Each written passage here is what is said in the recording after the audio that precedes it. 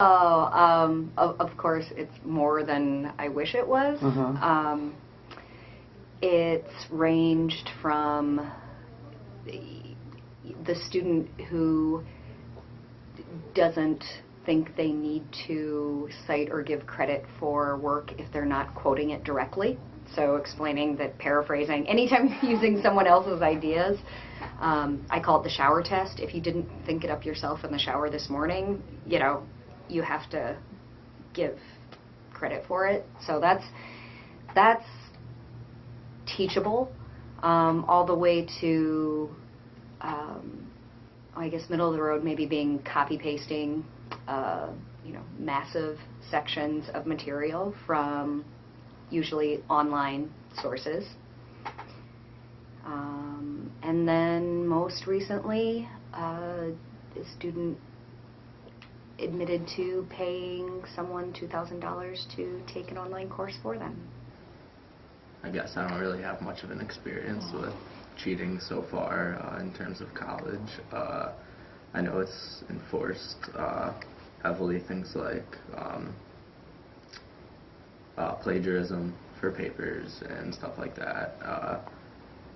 There's very heavy consequences when it comes to stuff like that, and in terms of tests, I guess cheating off of your neighbor or whatnot, I know professors are always very watchful when it comes to stuff like that, and the consequences for that as well are very high.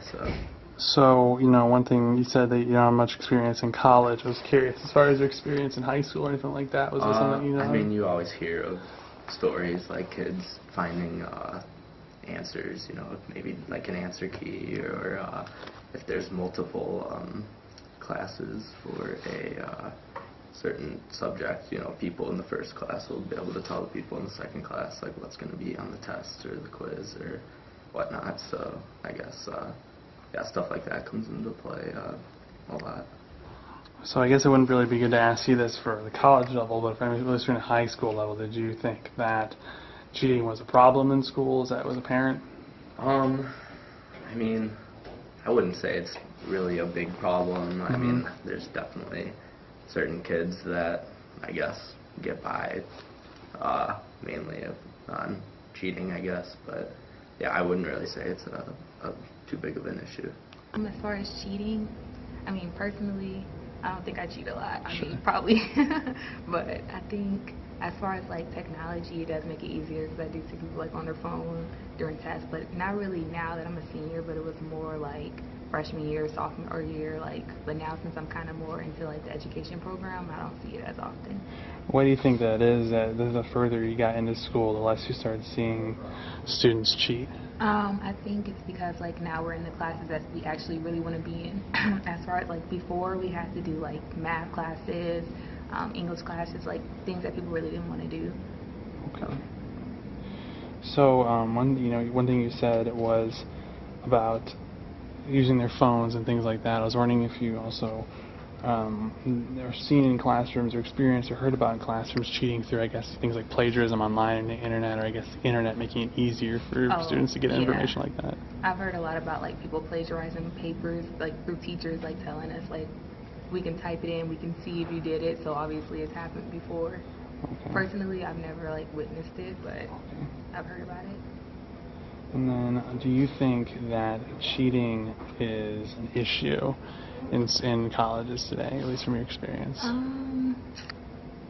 mean, it kind of depends on the class, but I do think it's a big issue because I feel like a lot of people do try to cheat off each other or like using their phones, and I feel like it is an issue because we're here to try to basically make something of ourselves. You're here to learn what you want to do, so if you're not actually like applying yourself and doing it, you're not going to know what you're doing once you graduate.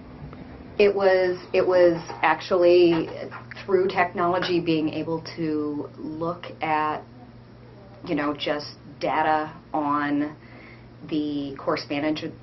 They're called, learning management systems, so the course management webpage, and was able to just see that, I mean, there's the tech aspect where you can start digging into the back channels and, things are apparent.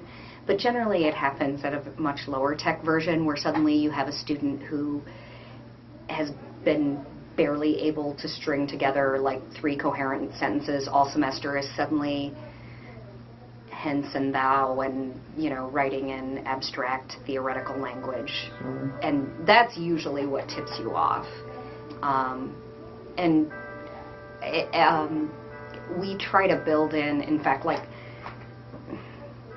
the checks and balances that we build in to the classes are actually much lower tech than one would think, because as soon as we come up with a tech solution to it, you know, when I was in grad school, it was Turnitin. Everybody's like, oh, just use Turnitin and you'll be able to see if, you know, it's something from the web. Well, they've gotten much, students, they figure that out and they get a workaround for it, you know. So as instructors, we build in assignments, kind of prepping them to the activity. One, it helps them learn, but two, if a student hasn't done any of those all semester or leading up to it and then suddenly has produced this glorious object, that's usually a pretty good indicator that you want to take a closer look at it.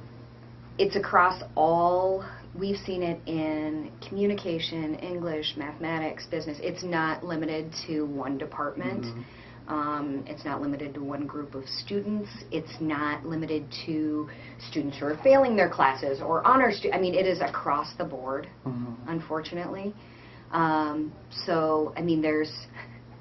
Actually, my favorite one was probably when it wasn't the student who paid for the entire course, but where a student actually cited in their bib, in their works cited, they cited the site where... Like, it's a cheating site, like, Sure, you know, sure, like, I was like, oh my God, you didn't just do that. He was like, well, that, you know, that was where I got the paper from. And I was like, oh, oh no. Oh, God.